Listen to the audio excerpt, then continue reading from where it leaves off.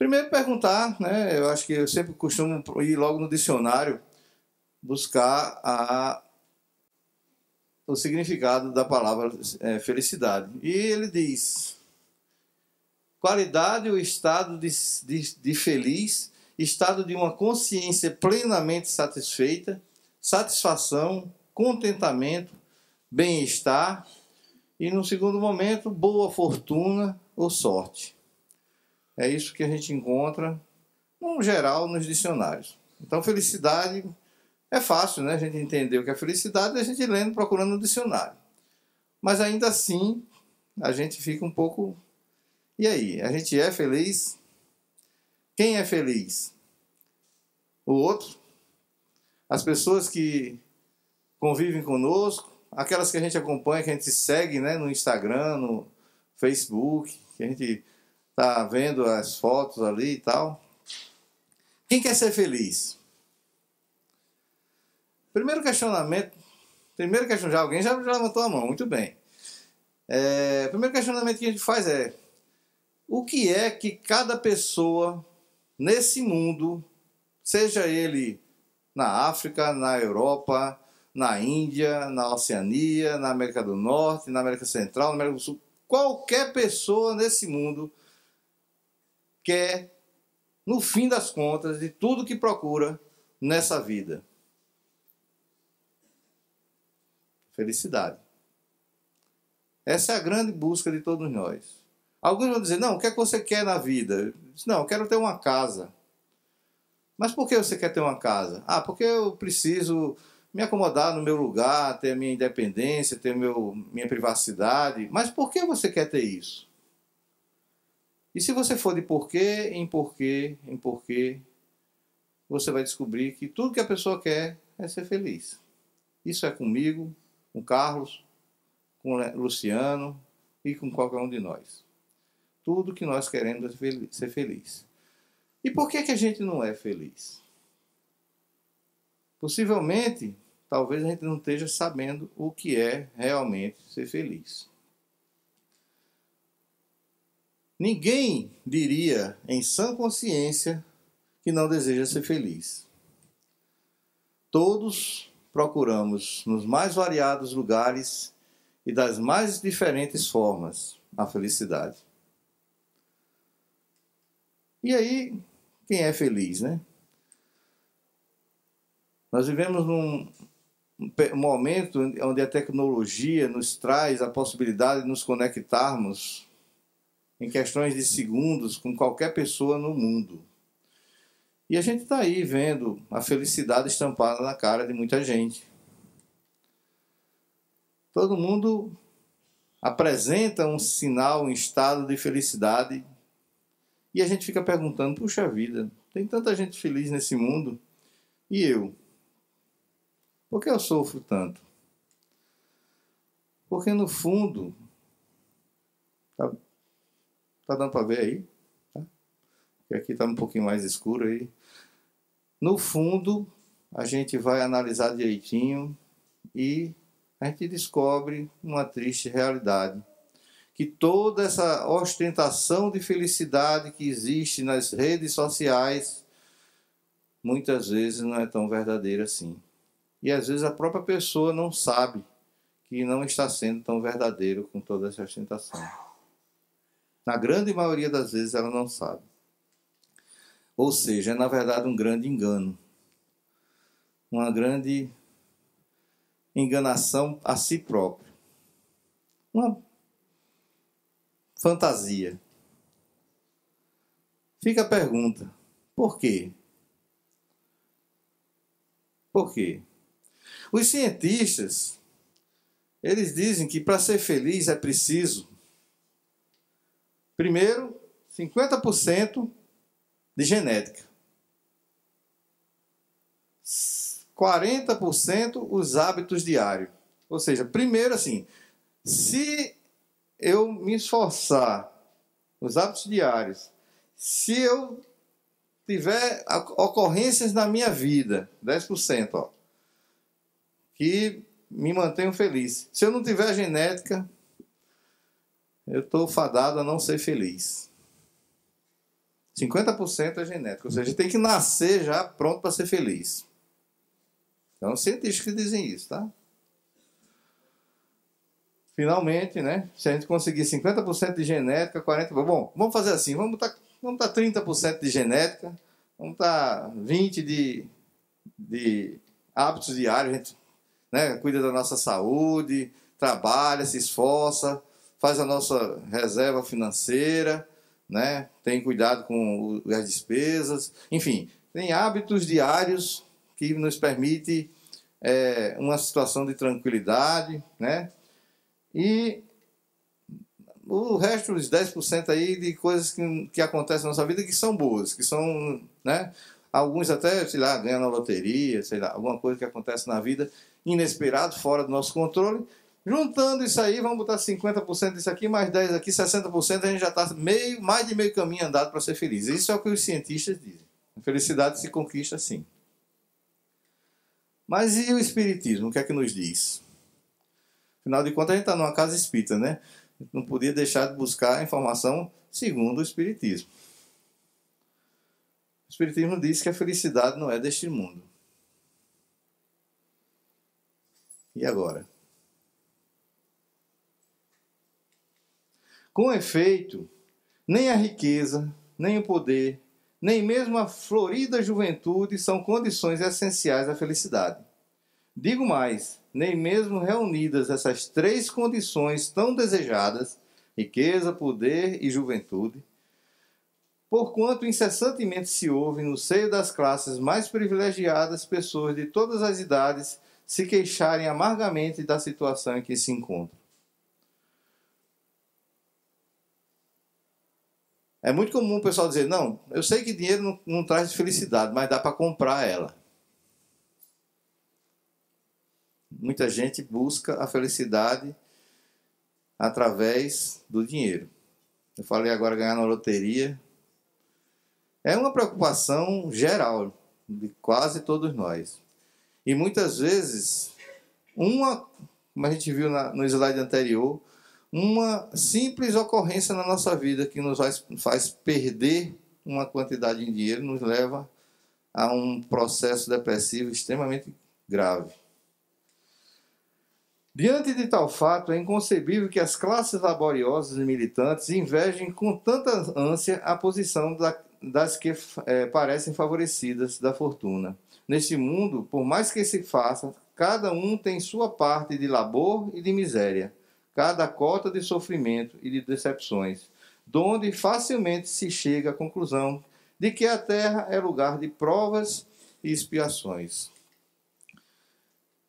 Isso aqui está no Evangelho segundo o Espiritismo, capítulo 5, item 20. E aí a gente volta a refletir. Procura o indivíduo, assim, dos mais ricos do mundo. Pergunte a ele se ele tivesse um filho a quem ele ama muito, com uma doença cuja medicina ainda não conseguiu descobrir a cura. Se ele estaria disposto a dar toda a fortuna dele pela simples cura desse filho. E aí a gente vai encontrar simplesmente a resposta a essa pergunta. Dinheiro traz felicidade?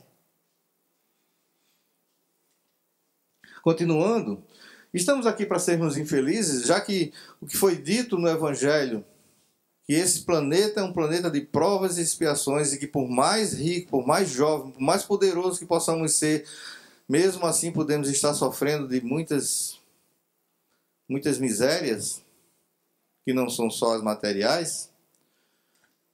Todavia, não deduzais das minhas palavras que a terra esteja destinada para sempre a ser uma penitenciária. Não, certamente, dos progressos já realizados, podeis facilmente deduzir os progressos futuros. E dos melhoramentos sociais conseguidos, novos e mais fecundos melhoramentos.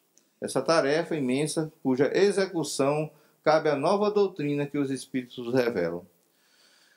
E aí a gente volta a perguntar, isso aqui foi escrito há cerca de 160 anos, né?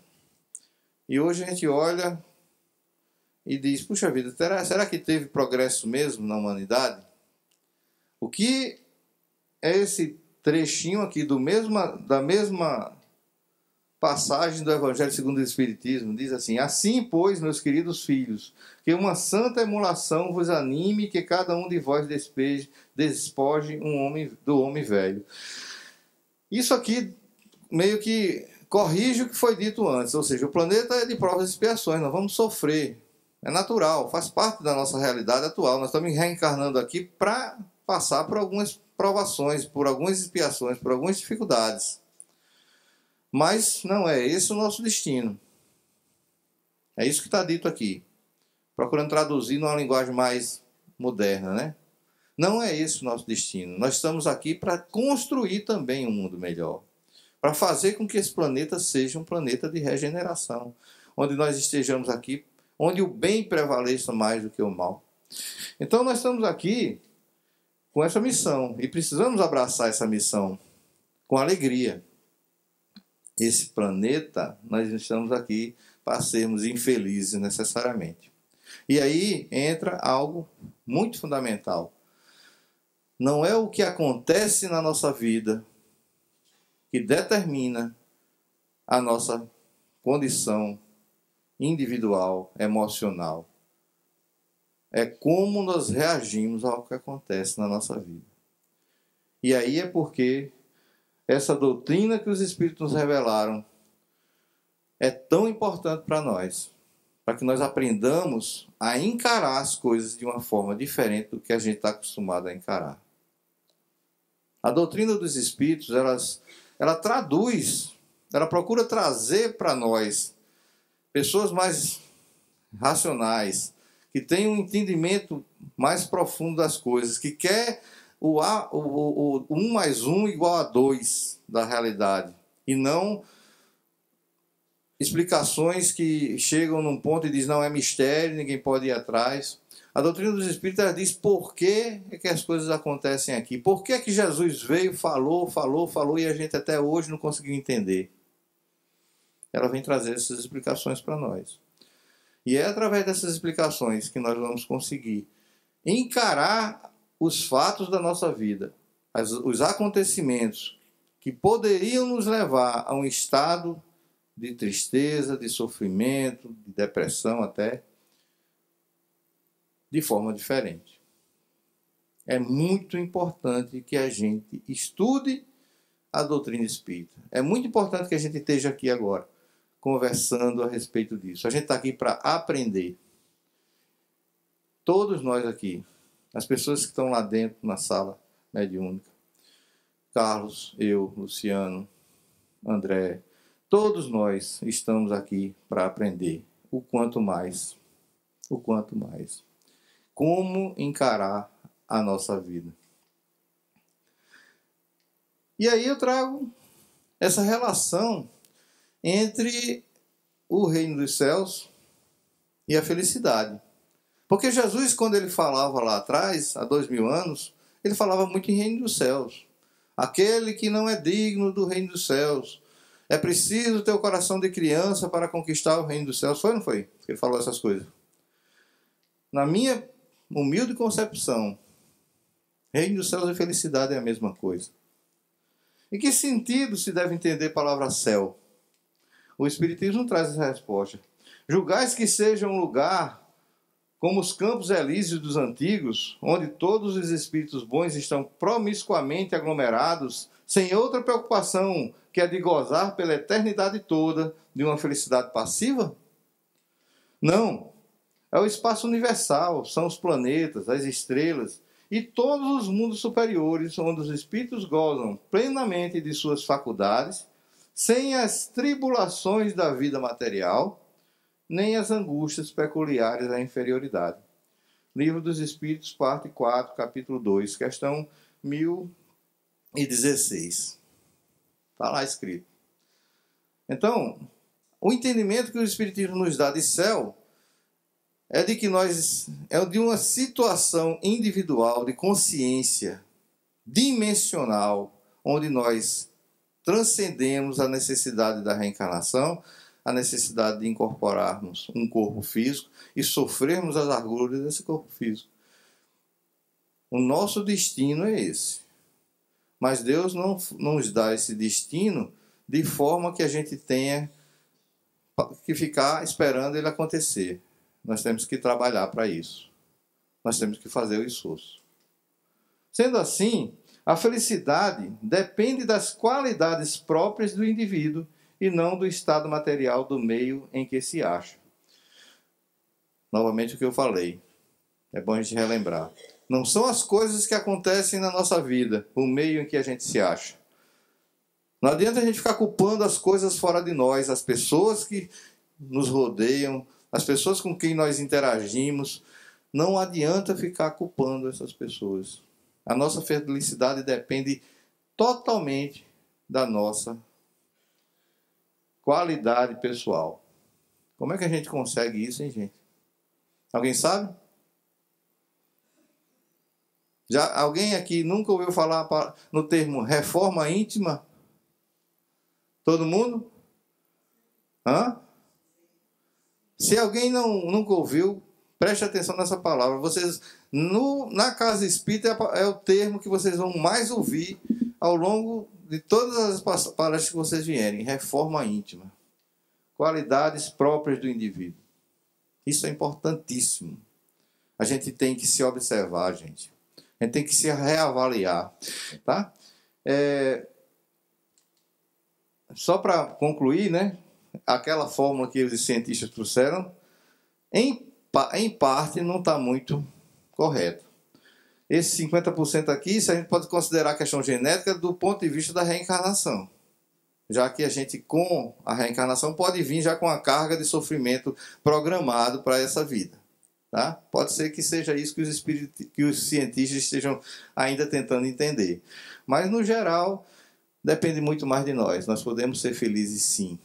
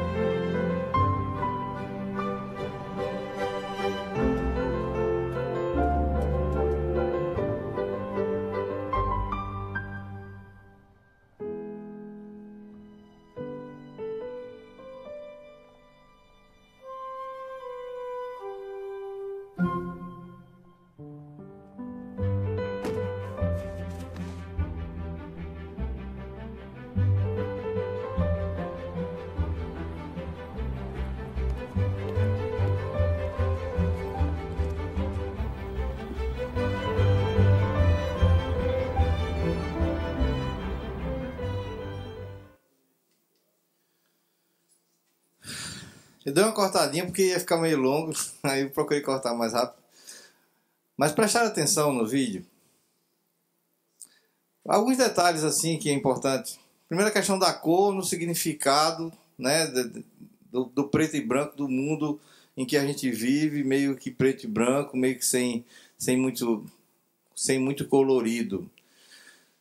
Porque a gente não presta atenção ao colorido do mundo. E que esse prestar atenção ao colorido do mundo é, no fim das contas, uma atitude individual. Não adianta a gente esperar que o mundo vai ficar colorido para nós. Não adianta. Ele só vai ficar colorido se a gente olhar para ele de dentro para fora. André estava cantando uma música aí que eu estava prestando atenção nela e tem uma frasinha que diz: não é preciso uma verdade nova. Eu trouxe uma verdade velha. Mateus 6, 25, 31. Portanto vos afirmo, não andeis preocupados com a vossa própria vida, quanto ao que haveis de comer ou beber, nem pelo vosso corpo, quanto ao que haveis de vestir. Não é a vida mais do que o alimento? E o corpo mais do que as roupas? Buscai, pois, em primeiro lugar, o reino de Deus, a felicidade, e todas as demais coisas vos serão providenciadas. Era com isso que eu gostaria de me despedir. Um abraço. Muita paz.